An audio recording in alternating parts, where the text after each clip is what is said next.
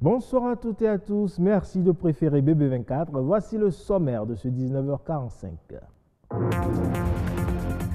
Exercice physique et marche sportive, les samedis et dimanches matins sont par excellence les moments privilégiés de nombreux Béninois pour s'adonner au sport.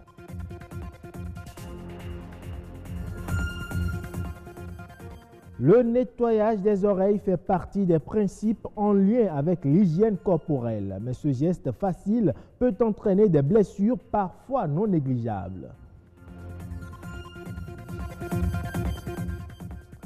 Et enfin, une panoplie de jus de fruits est de plus en plus mise en vente à des prix défiant toute concurrence. Mais est-ce que les conditions d'hygiène de production et les normes sont-elles respectées? Nous en parlerons.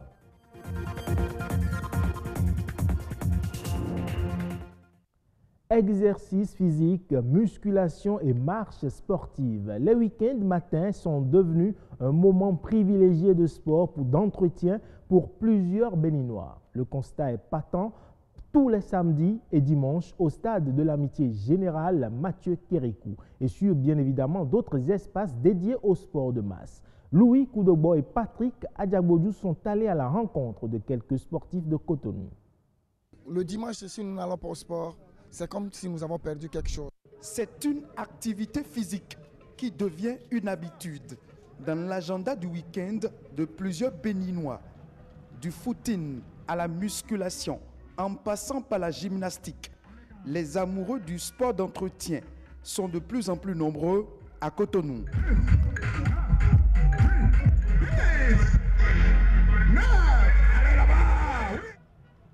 Nous sommes dans la commune d'Abomey-Calavi.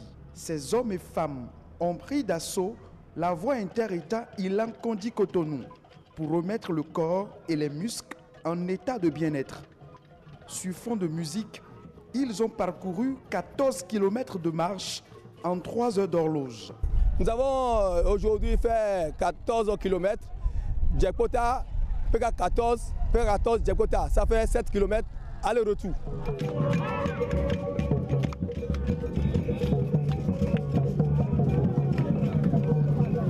Tous les matins, je fais au moins un quart d'heure de sport en me réveillant. Ça me permet de rester jeune, de pouvoir courir encore aujourd'hui à 64 ans, 15 km tous les dimanches. On le fait pour maintenir notre organisme en bonne santé. C'est un médicament gratuit, le sport. C'est-à-dire qu'il faut mettre le corps en mouvement à travers le sport. Et quand on parle encore de la marche met en mouvement tout le corps. Et donc arrive à mouvementer toutes les parties de notre corps. Et qui s'adonne à la marche, eh bien, règle déjà un certain nombre de problèmes dans sa vie. Devenu une arme efficace pour maintenir en bon état et loin des maladies, l'organisme, le sport d'entretien offre une vague de bienfaits aux pratiquants. Au plan physique, ça ralentit le processus de vieillissement et lutte contre la perte de l'autonomie. Ça lutte contre des lombalgies, des douleurs lombaires. Au plan métabolique, ça lutte contre la survenue des maladies cardiovasculaires, à savoir l'hypertension artérielle, l'accident vasculaire cérébral. Ça lutte contre la survenue de cancer de certains organes, à savoir le cancer du côlon, le cancer du sein chez la femme, le cancer de la prostate chez l'homme. Au plan psychique, ça permet d'avoir une meilleure oxygénation cérébrale. Ça améliore le sommeil et ça lutte contre le stress et l'anxiété. Les sociétés de promotion du sport d'entretien naissent et grandissent au Bénin. Le gouvernement pense en faire une discipline parce que convaincu que le développement de toute nation passe par la santé de ses filles et fils. Se laver les oreilles peut paraître simple, mais bien souvent, de mauvaises habitudes pour tenter d'enlever le cérumen peuvent entraîner des bouchons dans l'oreille. Conséquence, la santé auditive prend un coup. Comment entretenir ses oreilles? Dr Josias Sorrento nous prodigue quelques conseils. Il est au micro de Max Bill, accordant aussi Richard Assangbé et Ghislain Humponou. L'oreille n'a pas besoin d'être entretenue de façon périodique comme les gens le pensent. Pourquoi? Parce que l'oreille a été magnifiquement conçue, bien conçue, pour se nettoyer elle-même. Le nettoyage intempestif tend à enlever le cérumen que les gens considèrent comme quelque chose de salissant, alors qu'en réalité, le cérumen est fait pour protéger notre oreille. Le cérumen a des substances qui empêchent les microbes, les poussières, les champignons qui viennent de l'extérieur d'aller directement sur notre tympan. Si jamais nous constatons que le cérumen peut-être déborde un peu vers l'extérieur, parfois avec notre petit doigt, notre auriculaire, on peut nettoyer un peu l'entrée. Parfois, pendant qu'on se lave, lorsqu'on prend un bain, avec notre serviette un peu mouillée, on peut nettoyer l'entrée de notre conduit.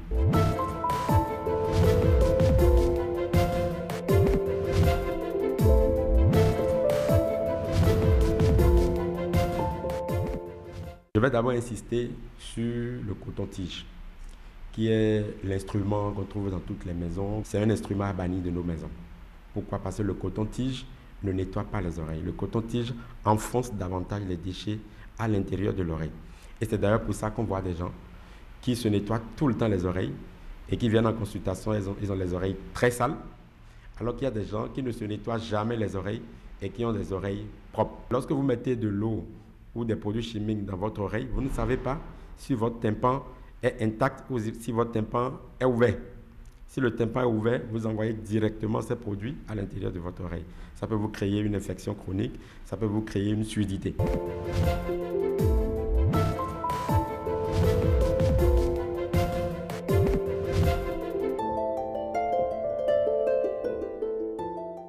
Lorsqu'on se rend compte que nous avons un problème qui persiste, une oreille qui gratte trop souvent, ce n'est pas normal. Lorsqu'on se rend compte que les déchets font bouchon, que les déchets se répètent trop souvent, parce que parfois ce n'est pas simplement un bouchon de cérumen, il peut y avoir autre chose derrière.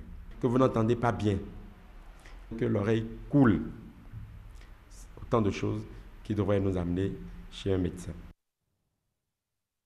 De nouveaux entrepreneurs locaux s'investissent de plus en plus dans la production de jus de fruits. Sur le marché de l'offre et de la demande, une panoplie de jus de fruits est mise en vente et ce à bas prix.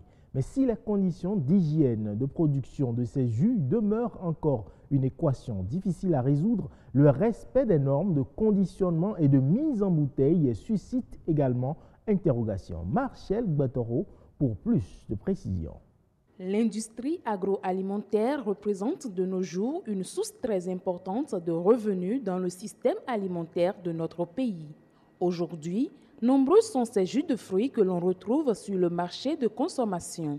Mais de la production à la consommation en passant par la transformation, aucune étape n'est à ignorer. C'est la qualité de la matière première qui détermine la qualité du produit fini. Quand on finit d'éplucher, on découpe, ça passe au broyeur, ça va à la presse, on filtre, on passe à la cuisson. Quand on passe à la cuisson, on contrôle la température du jus par un thermomètre. Ça varie entre 60 à 70 degrés. Une fois le produit transformé, les normes à suivre pour sa mise sur le marché de consommation sont connues et spécifiques. Parlant de normes, elles varient selon le type de matière première. La norme utilisée habituellement, c'est celle du Codex Alimentarius qui peut être adaptée ici par l'ex-ABNOR, devenu Agence nationale de normalisation et de normalisation de métrologie, ANM. Pour chaque type de produit, il y a des spécifications précises. Pour le jus d'ananas, par exemple, il peut être autorisé l'ajout d'une certaine quantité d'eau ou non. Et selon la quantité qui peut être ajoutée, il y a la dénomination qui va pouvoir être changée. Si le consommation local reste la devise des acteurs du secteur agricole, il n'en demeure pas moins que le suivi et le respect des normes dans le processus de transformation doivent être de rigueur. Il s'agit de surveiller ce qu'on appelle les 5e devenus 6e. Nous avons les matières premières déjà, la qualité de ce que nous allons prendre comme matière première. Est-ce qu'elles répondent à ce que nous voulons avoir comme produit fini? Dans quelles conditions nous les acheminons vers l'unité de production? Nous avons le matériel de production. Éviter que le lieu soit susceptible de contaminer le produit. Nous avons la main-d'œuvre, le personnel. Il faut pouvoir le suivre. Il y a un certain nombre de normes, notamment avoir des vestiaires propres, avoir des blouses de travail, qui puisse leur permettre de ne pas contaminer avec leurs propres vêtements des bouses de travail qu'ils doivent nettoyer de façon régulière. Et nous avons enfin le 6e M qui est la mesure. Pour y parvenir, un accompagnement des acteurs du système de production est attendu. Le souci actuellement avec l'agroalimentaire, c'est que c'est un secteur en pleine expansion qui sera assez difficile à maîtriser. Nous avons une production surtout semi-artisanale. Alors ce sur quoi il faudra mettre l'accent, c'est la formation des différents producteurs, des différents transformateurs. Trouver aussi le moyen de formaliser les différentes entreprises. On n'est plus capable de pouvoir contrôler ce que fait une entreprise formelle qu'une entreprise informelle. Si l'État veut nous aider, qu'il pense vraiment à mettre en place une unité qui va nous fabriquer les emballages.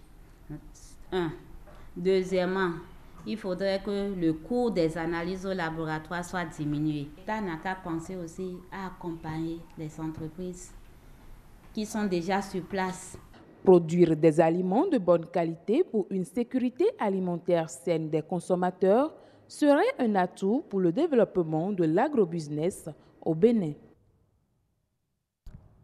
Le Ghana a lancé le 15 octobre dernier un appel d'offres concurrentiel pour mettre aux enchères 6 des 9 blocs d'exploration délimités dans le bassin offshore de Tano à l'ouest du pays. Les 3 blocs restants seront ouverts au marché ultérieurement car le gouvernement souhaite que les investisseurs étrangers s'associent à des firmes locales afin que celles-ci puissent contrôler au moins 5% des parts sur les blocs. Selon le gouvernement ghanéen, cet appel d'offres vise à accroître la production de pétrole et de gaz afin de générer davantage de revenus pour financer les projets de développement. La société Indenavu Mining a annoncé cette semaine que la construction de son projet aurifère Ity est en avance de 2 mois sur le calendrier de développement établi et respecte le budget défini. La première coulée d'or devrait maintenant avoir lieu au début du 2e trimestre 2019 plutôt qu'à la mi-2019 comme prévu. La compagnie indique par ailleurs que le projet est achevé à plus de 75% et qu'elle a déjà dépensé environ 65% du budget défini. La construction de l'usine de traitement est achevée à plus de 70% et les travaux structuraux, mécaniques, de tuyauterie et d'installation électrique sont très bien avancés. C'est tout pour cette édition. Bonne fin de semaine à toutes et à tous.